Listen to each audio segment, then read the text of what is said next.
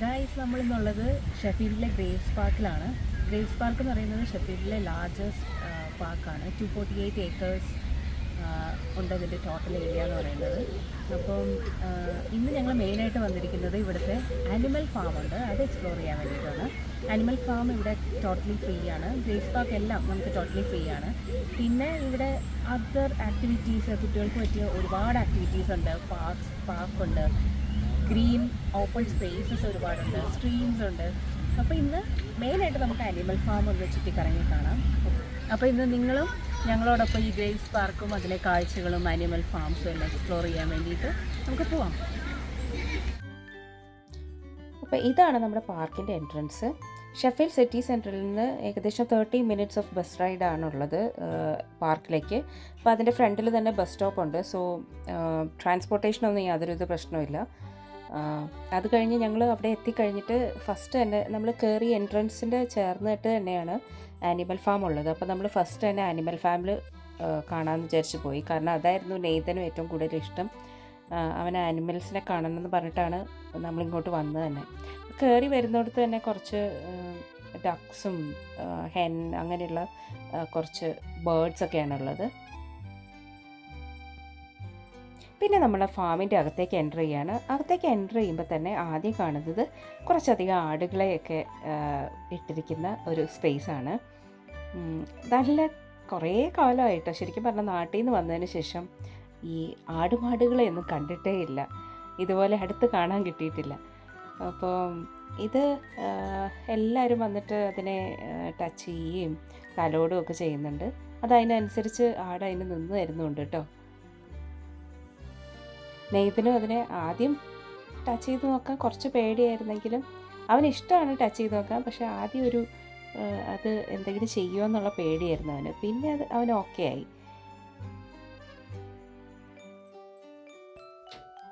ഇവിടെ ഇവരെ എല്ലാ മൃഗങ്ങൾക്കും ഓരോ പേരൊക്കെ കൊടുത്തിട്ടുണ്ട്. അതെനിക്ക് ഭയങ്കര ഇൻട്രസ്റ്റിംഗ് ആയിട്ട് തോന്നി. ഈ 2 പോണികളുടെ പേരാണ് ട്വിങ്കിൾ ആൻഡ് സ്പ്രിങ്കിൾ. അപ്പം ട്വിങ്കിളും സ്പ്രിങ്കിളും ഭയങ്കര തകൃതിയായിട്ട് ഫുഡ് അടിക്കുന്ന തിരക്കിലായിരുന്നു. പിന്നെ ഇവിടുത്തെ ഏറ്റവും മെയിനായിട്ടുള്ള അട്രാക്ഷൻസ് എന്ന് പറയുന്നത് ഈ അൽപ്പാക്കാസാണ്. അൽപ്പാക്കാസ് മെയിനായിട്ട് സൗത്ത് അമേരിക്കൻ രാജ്യങ്ങളിൽ കണ്ടുവരുന്ന ആനിമൽസാണ്. And they are so friendly, ഭയങ്കര ഫ്രണ്ട്ലിയാണ്.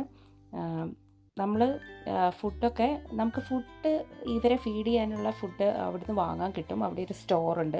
ആ സ്റ്റോറിൽ നമുക്ക് കിഡ്സിന് വേണ്ട ടോയ്സ്, സോഫ്റ്റ് ടോയ്സ്, പിന്നെ കീ ചെയിൻസ്, അങ്ങനെ കുറച്ച് സാധനങ്ങൾ, പിന്നെ ഇതേപോലെ നമുക്ക് ഫീഡ് ചെയ്യാൻ വേണ്ട ഫുഡ് നമുക്ക് അവിടെ നിന്ന് വാങ്ങാം. വളരെ ചീപ്പാണ്. 1 പൗണ്ടോ 1.5 പൗണ്ട്സ് എന്തോ ഉള്ളൂ. അപ്പോൾ അത് വാങ്ങിയിട്ട് ഞങ്ങൾ അതിനെ ഫീഡ് ചെയ്യിക്കുകയായിരുന്നു. അത് ഭയങ്കര ഇൻട്രസ്റ്റിംഗ് ആയിട്ട് നമ്മുടെ കയ്യിൽ നിന്ന് അത് ഫീഡ് ചെയ്ത്, അതൊക്കെ കിഡ്സുമായിട്ട് വരുമ്പോൾ അവർക്ക് ഭയങ്കര ഇൻട്രസ്റ്റിംഗ് ആണ് ഈ ഫീഡ് ചെയ്യലും അതിനെ ടച്ച് ചെയ്യുക, തലോടുക എന്നൊക്കെ പറയുന്നത്. കിഡ്സിന് ഭയങ്കരമായിട്ട് എൻജോയ് ചെയ്യും. പിന്നെ ഈ ഒരു ഏരിയ കണ്ടില്ലേ, കിഡ്സിന് ഈ ആനിമൽസ് മാത്രമല്ല ബാക്കി കുറേ ആക്ടിവിറ്റീസ് ഏരിയാസ് കാര്യങ്ങളൊക്കെ ഉണ്ട് കേട്ടോ. അവിടെ ഒരു ട്രാക്ടറിൻ്റെ മോഡൽ കണ്ടപ്പം നെയ്തിന് അതിൽ ഇൻട്രസ്റ്റ് തോന്നിയിട്ട് അതിൻ്റെ മുകളിൽ കയറി ഇരുന്ന് നോക്കുകയാണ്. പിന്നെ നമ്മുടെ സ്ഥിരം പരിപാടി ഫോട്ടോ എടുക്കുക, ഇതൊക്കെയാണ്. ട്രാക്ടറൊക്കെ കുട്ടികൾ എനിക്കൊന്ന് കാണുന്നത് ഇങ്ങനെ യാത്രകൾ പോകുമ്പോൾ നമ്മൾ ഫാംസിൽ കൃഷിയിടങ്ങളിലൊക്കെ കാണാൻ പറ്റും, അല്ലാതെ അടുത്തൊന്നും കണ്ടിട്ടുണ്ടാവില്ല ഈ ട്രാക്ടറൊക്കെ. അപ്പോൾ അത് കഴിഞ്ഞ് പിന്നെ കുറച്ച് പന്നിക്കുട്ടന്മാരാണ്. എനിക്ക് പക്ഷേ ഈ പന്നികളെ കണ്ടപ്പം വലിയ സ്നേഹമൊന്നും തോന്നിയില്ല. നമ്മുടെ നാട്ടിലെ പോലെ അത്രയ്ക്ക് ഭംഗിയൊന്നുമുള്ള പിക്സ് അല്ല കേട്ടോ അത്. ഭയങ്കര വലിപ്പമുള്ള പിക്സ്. പിന്നെ അത് കഴിഞ്ഞിട്ട് വീണ്ടും കുറേ ആടുകളുണ്ട്. ഈ ആടുണ്ടല്ലോ, എല്ലാ കുട്ടികളും വലിയവരും ഒക്കെ ആടിനെ ഫീഡ് ചെയ്യുന്നുണ്ട്. എത്ര ഫീഡ് ചെയ്താലും ഭയങ്കര പിടിച്ച് പറിച്ച് നമ്മുടെ കയ്യിൽ നിന്ന് വാങ്ങും. സത്യം പറഞ്ഞാൽ ആ കൂടടക്കം ചിലപ്പോൾ വാങ്ങിയിട്ട് നമ്മുടെ കയ്യിൽ നിന്ന് തട്ടിപ്പറിച്ചുകൊണ്ട് പോകും. അപ്പോൾ സൂക്ഷിച്ചിട്ട് വേണം ഫീഡ് ചെയ്യാൻ. നമ്മളൊന്നും ചെയ്യില്ല, പക്ഷേ ആ കവറടക്കം ചിലപ്പോൾ പിടിച്ചുകൊണ്ട് പോകും. അത്രയ്ക്ക് ആർത്തി പിടിച്ചെടുക്കട്ടോ, ചാടി വന്നിട്ടൊക്കെ ഫീഡ് ചെയ്യുന്നു. പക്ഷേ നെയ്തന് ഭയങ്കര ഇഷ്ടപ്പെട്ടു. ആനിമൽസിനെ ഫീഡ് ചെയ്യാൻ ആയിരുന്നു അവന് ഏറ്റവും ഇഷ്ടം. പിന്നെ ഇതാ ആ ആടുകളുടെ ഇടയിൽ കണ്ടോ നമ്മുടെ സ്വന്തം ഇന്ത്യൻ പീക്കോക്ക് അവിടെ ഇരിപ്പുണ്ട്. ഇപ്പോൾ വരും അത്. അവനാണെങ്കിൽ നെയ്തന് ഫീഡ് ചെയ്തിട്ട് മതിയാവുന്നില്ല. അവൻ അവിടുന്ന് പോവണ്ട, ഇതിനെ ഫീഡ് ചെയ്തുകൊണ്ടിരുന്നാൽ മതി. കിഡ്സിന് ശരിക്കും ഏറ്റവും ഇൻട്രസ്റ്റിംഗ് ആയിട്ടുള്ളൊരു അവർക്ക് മടുക്കാതെ എൻജോയ് ചെയ്യാൻ പറ്റിയൊരു സ്ഥലമാണ് കേട്ടോ ഈ ആനിമൽ ഫാം. പിന്നെ ഇതാ ഞാൻ നേരത്തെ പറഞ്ഞ പോലെ നമ്മുടെ സ്വന്തം പീക്കോക്ക്. 2 എണ്ണം, ഒരു പീക്കോക്കും ഉണ്ട്, ഒരു പീഹെന്നും ഉണ്ടായിരുന്നു കേട്ടോ. അങ്ങനെ അവരൊരു പെയർ അവിടെ ഉള്ളത്. അവരങ്ങനെ അതിൽ നടപ്പുണ്ട്. പീലി വിരിച്ചൊന്നുമില്ല, ഒരാഗ്രഹം ഉണ്ടായിരുന്നു, എന്നാലും ഇല്ല, കിട്ടിയില്ല.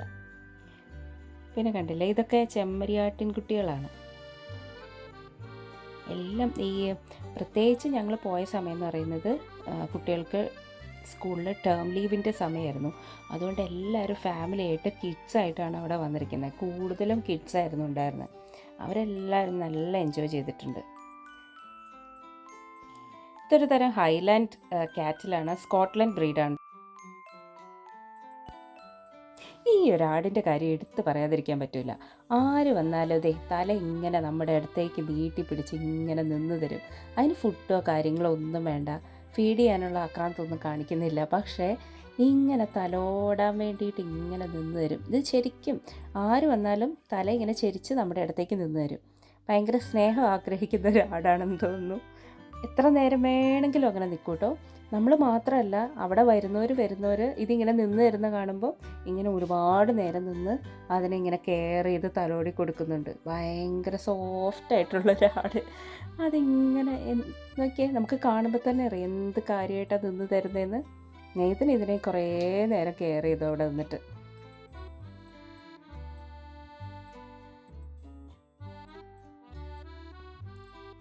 ചെമ്മരിയാടുകളെ നമ്മൾ ഇവിടെ യാത്ര പോകുമ്പോഴും പുൽമേടുകളിൽ ഇങ്ങനെ കാണാൻ പറ്റുമെങ്കിലും ഇത്രയും അടുത്ത് കാണുകയും അതിനെ ടച്ച് ചെയ്യുകയൊക്കെ ചെയ്ത് നോക്കിയത് ഞാൻ ആദ്യമായിട്ടാണ് കേട്ടോ. ഇങ്ങനെ ഫാമിലൊക്കെ പോയാലേ നമുക്കതിനെ തൊട്ട് നോക്കാനും ഒക്കെ കിട്ടുള്ളൂ. ഇതിന് മുന്നേയും ഇതുപോലെ യാത്ര പോയപ്പോഴൊക്കെ കണ്ടിട്ടുണ്ടെങ്കിലും ഇത്ര അടുത്ത് ഇങ്ങനെ ആദ്യമായിട്ടാണ് കാണുന്നത്.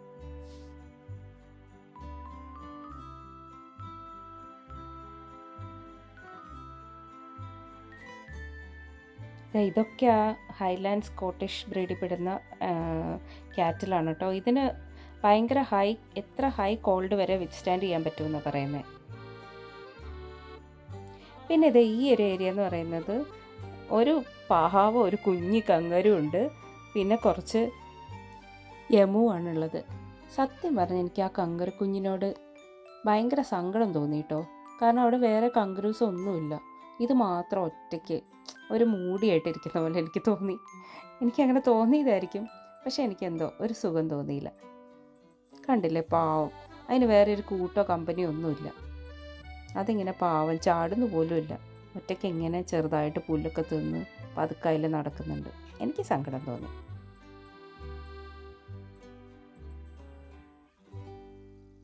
പിന്നെ ഞങ്ങൾ ഫാമൊക്കെ ഒന്നുകൂടി ഒന്ന് കറങ്ങി തിരിച്ചു പോകാൻ വേണ്ടി നിൽക്കുമ്പോൾ അവിടെ ഞാൻ പറഞ്ഞില്ലേ കുട്ടികൾക്കുള്ള ആക്ടിവിറ്റീസ് ഉണ്ടെന്ന്.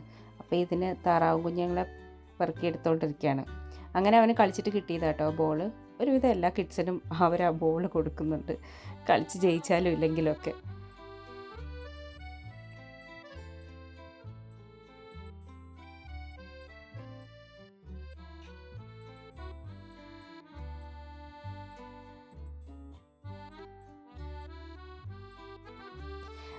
അങ്ങനെ ഞങ്ങൾ ഒരുപാട് സമയം ഫാമിൽ സ്പെൻഡ് ചെയ്ത് പിന്നെ ഞങ്ങൾ പുറത്തേക്ക് ഇറങ്ങി. ഞാൻ പറഞ്ഞില്ലേ ഇവിടെ ഇങ്ങനെ ഒരുപാട് ഓപ്പൺ ഗ്രീൻ സ്പേസസ് ഉണ്ട്. അതുപോലെ ഇവിടെ ഒരു ചെറിയ സ്ട്രീമുണ്ട്, അതിൻ്റെ സൈഡിൽ കൂടെ നമുക്ക് നടക്കാനുള്ള വഴികളുണ്ട്. ഒക്കെ ബ്യൂട്ടിഫുള്ളാണ് കേട്ടോ. നമുക്കിപ്പം ഓരോരുത്തരുടെ ഇഷ്ടത്തിന്, കിഡ്സിന് കൂടുതലിഷ്ടം പാർക്കിലും അതുപോലെ ഫാമിലും സ്പെൻഡ് ചെയ്യാനായിരിക്കും. അല്ലാതെ നമുക്കിപ്പോൾ മുതിർന്നവർക്കൊക്കെ ആണെങ്കിൽ ചിലർക്ക് ഇതുപോലെ നടക്കാൻ ഇഷ്ടമായിരിക്കും. അപ്പോൾ ഒരു വാക്കിന് പോകാനാണെങ്കിൽ നല്ലൊരു സ്പേസാണ്.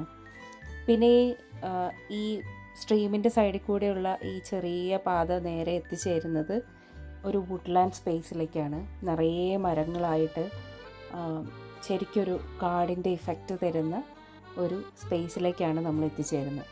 അപ്പോൾ ഞങ്ങൾ കുറച്ച് ദൂരം ഇതുപോലെ ഇങ്ങനെ നടന്നു. അവിടെ കണ്ടോ ഒരു താറാവ് ഒറ്റക്കാലയിൽ നിൽക്കുന്നത്. അങ്ങനെ ഞങ്ങൾ അങ്ങനെ സ്പെൻഡ് ചെയ്യാനാണെങ്കിൽ എന്തിനും പറ്റിയൊരു ഏരിയ ആണിത്. കണ്ടില്ലേ, ഇതുപോലൊരു വുഡ്ലാൻഡ്സിലേക്ക് എത്തി. ഭയങ്കര കാമാണ്, നിറയെ മരങ്ങളായിട്ട് വേറൊരു അറ്റ്മോസ്ഫിയർ.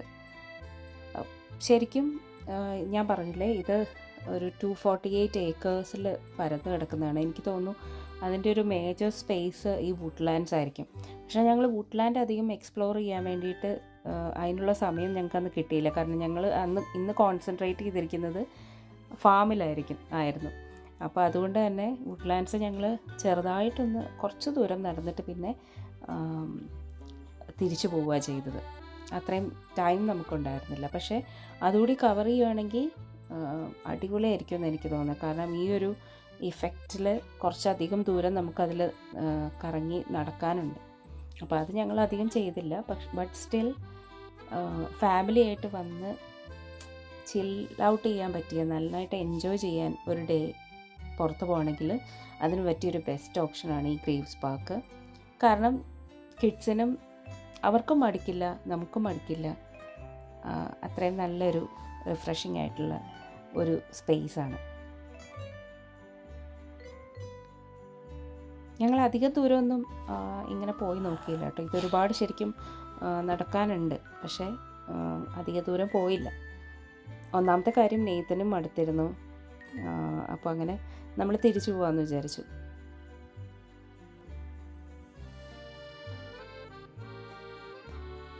സത്യം പറഞ്ഞാൽ ഇത് ഒരു വെൽ സ്പെൻഡ് ഡേ ആയിരുന്നു.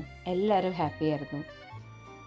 അങ്ങനെ പാർക്കിലും ഫാമും ഒക്കെ കണ്ട് അടിച്ച് പൊളിച്ച് ഞങ്ങൾ ഒരു ഡേ വളരെ ഹാപ്പി ആയിട്ട് എൻജോയ് ചെയ്തൊരു ഡേ. പിന്നെ നിങ്ങളാരും ഒരു കാര്യം മറക്കരുത്, എനിക്കിനിയും തുടർന്ന് നല്ല വീഡിയോസ് ഇടാൻ വേണ്ടിയിട്ട് നിങ്ങളുടെ സപ്പോർട്ട് തീർച്ചയായിട്ടും ആവശ്യമാണ്. അതുകൊണ്ട് എന്തായാലും വീഡിയോസ് കാണുക, തുടർന്നും കാണുക, ലൈക്ക് ചെയ്യുക, ഷെയർ ചെയ്യുക, സബ്സ്ക്രൈബ് ചെയ്യുക. ഇനി അടുത്തൊരു വീഡിയോയുമായി വീണ്ടും കാണുന്നത് വരെ it's me an signing off. Take care and bye-bye.